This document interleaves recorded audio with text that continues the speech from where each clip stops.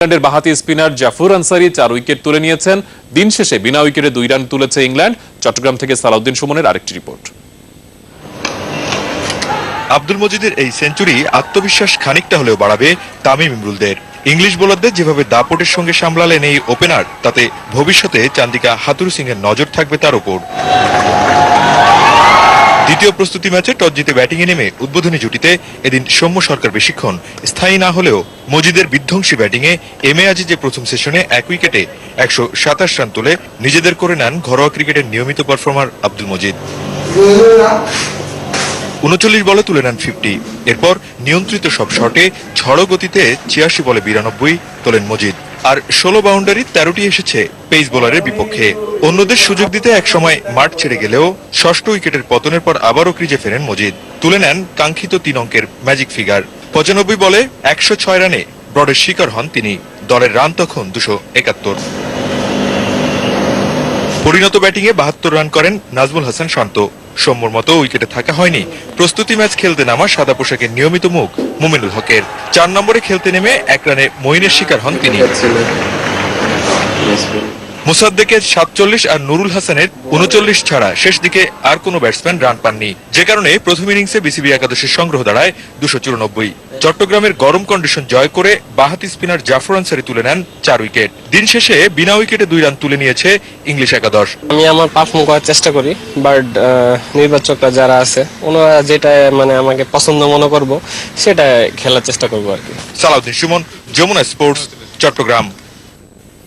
দর্শক, Bangladesh England test series cover করতে চট্টগ্রামে আছেন আমাদের সহকর্মী সালাউদ্দিন সুমন। এবার সরাসরি চলে যাচ্ছি তার কাছে। সালাউদ্দিন, আপনার রিপোর্টেই দেখতে পাচ্ছিলাম যে মমিনুল এবং সৌম্য এই দুইজন আজকের প্র্যাকটিস ম্যাচে খুব একটা ফর্মে ছিলেন না, তারপরও তাদেরকে দলে রাখার ব্যাপারে কি যুক্তি দেখিয়েছেন নির্বাচকরা?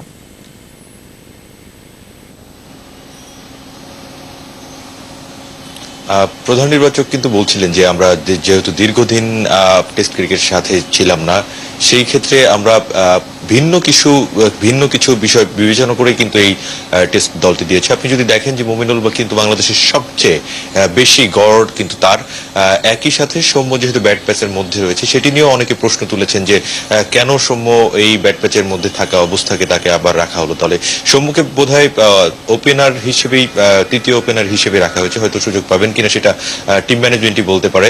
তবে তাকে আরো একটা সুযোগ দেওয়ার জন্য যে আসলে এই জায়গাটাতে তিনি আসতে পারবেন কিনা। একই সাথে অনেকেই প্রশ্ন তুলছেন যে শাহরিয়ার নাফিজ কেন দুর্দান্ত ফর্মে থাকা সত্ত্বেও তিনি একাদশে, তিনি দলে কেন থাকলেন না। এমনকি প্রথম প্রস্তুতি ম্যাচেও কিন্তু তিনি দারুণ খেলেছেন এবং ইংল্যান্ড একাদশের বিপক্ষে। তো সবকিছু মিলে যেটি মনে হয় যে অন্য কিছু বিবেচনা করে আসলে এই দলটি দিয়েছে, যেটির ক্যাটাগরি হয়তো ঘরোয়া ক্রিকেটের পারফরমেন্স বা পূর্বের পারফরমেন্স বিবেচনা করে কিন্তু দেওয়া হয়েছে। অলোক, সালাউদ্দিন, আপনাকে ধন্যবাদ। দর্শক, সহকর্মী সালাউদ্দিন সুমন যোগ দিয়েছিলেন আমাদের সাথে চট্টগ্রাম থেকে। এদিকে টাইগার ক্রিকেটারদের বাড়তি আবেগ বাধা হয়ে দাঁড়াতে পারে ম্যাচ জিততে, তাই বড় দল হয়ে ওঠার পথে আবেগের লাগাম টানার পরামর্শ দিলেন ইংল্যান্ডের সাবেক অধিনায়ক নাসির হোসেন। সেই সাথে বেশি বেশি টেস্ট খেলার পরামর্শ দিয়েছেন তিনি। আর তরুণ ক্রিকেটারদের পরিণত করতে দেশের বাইরে সুইমিং কন্ডিশনে খেলা উচিত বলে মনে করেন বর্তমানে জনপ্রিয় এই ধারাভাষ্যকার। নাসির হোসেনকে নিয়ে সালাউদ্দিন সুমনের 2 পর্বের ধারাবাহিকের আজ দেখুন প্রথম পর্ব।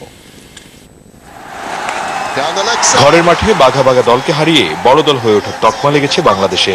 তবে মূল চ্যালেঞ্জটা দেশের বাইরে ভিন্ন কন্ডিশনে। 2017 আইসিসি চ্যাম্পিয়ন্স ট্রফি আর 2019 সালে ক্রিকেট বিশ্বকাপ, 2 আসরই হবে ইংল্যান্ডে। পেস, বাউন্স আর সুইংয়ে জুজু আছে বাংলাদেশি ক্রিকেটারদের। তাই এখন থেকেই ব্রিটিশ কন্ডিশনের জন্য প্রস্তুতি নেওয়ার পরামর্শ সাবেক ইংলিশ অধিনায়কের। I think they need to practice more in conditions like that, so they need to send their younger players pace, bounce, swing এর সাথে মানিয়ে নিতে দলের তরুণদের অস্ট্রেলিয়া, দক্ষিণ আফ্রিকা, ইংল্যান্ডের মতো দেশগুলোতে পাঠানো প্রয়োজন। অন্তত বাংলাদেশেই এ ধরনের সুইমিং কন্ডিশন তৈরি করে সেখানে অনুশীলনের ব্যবস্থা করা খুব প্রয়োজন। মাশরাফি, তাসকিন, রুবেলদের মতো দারুণ সব সিমার রয়েছে বাংলাদেশে। 1986 সালে পাকিস্তানের বিপক্ষে ওয়ানডে ম্যাচ দিয়ে শুরু আন্তর্জাতিক অঙ্গনে পথ চলা, আর 2000-এ টেস্ট মর্যাদা। গেল 30 বছরে টাইগাররা ওয়ানডে খেলেছে 118 আর 16 বছরে টেস্ট মাত্র 93টি। Bangladesh need to play more. বাংলাদেশের আরো বেশি ক্রিকেট খেলা দরকার, তাই দেশ ও দেশের বাইরে তাদের আরো বেশি টেস্ট খেলা দরকার। প্রয়োজনে আইসিসির সাথে কথা বলে এফটিপিতে আরো বেশি টেস্ট বাড়ানোর ব্যবস্থা করা দরকার বাংলাদেশের। টি-20 বিশ্বকাপে ভারতের বিপক্ষে ম্যাচ জয়ের খুব কাছে গিয়েও জিততে পারেনি বাংলাদেশ। আবার ইংল্যান্ডের বিপক্ষে প্রথম ওয়ানডেতে ম্যাচ হাতছাড়া করেছে টাইগাররা। তীরে এসে তরি ডোবানোর অভ্যেসটা এখনো রয়ে গেছে, তাই এটি বড় দল হয়ে ওঠার পথে অন্তরায়। তোমাদের ক্রিকেটে আবেগ একটা বড় জায়গা, কিন্তু তোমাদের ক্রিকেটারদের এই আবেগটাই এখন বড় সমস্যা হয়ে দাঁড়িয়েছে। অনেক সিনিয়র ক্রিকেটার শেষ মুহূর্তের আবেগ ধরে রাখতে পারছেন না, বড় ক্রাউডের সামনে প্যানিকড হয়ে যায়। তাই জেতার জন্য ম্যাচ শেষ করতে হলে লাগাম টানা জানতে হবে আবেগে। আন্তর্জাতিক ক্যারিয়ারে সাবেক এই ইংলিশ অধিনায়ক নাসির হোসেন খেলেছেন 96 টেস্ট আর 88 one day. Salauddin Suman, Jamuna sports, Zahur Ahmed Chowdhury stadium, Chittagong. এবার বাংলাদেশ প্রিমিয়ার লিগ ফুটবলের খবর।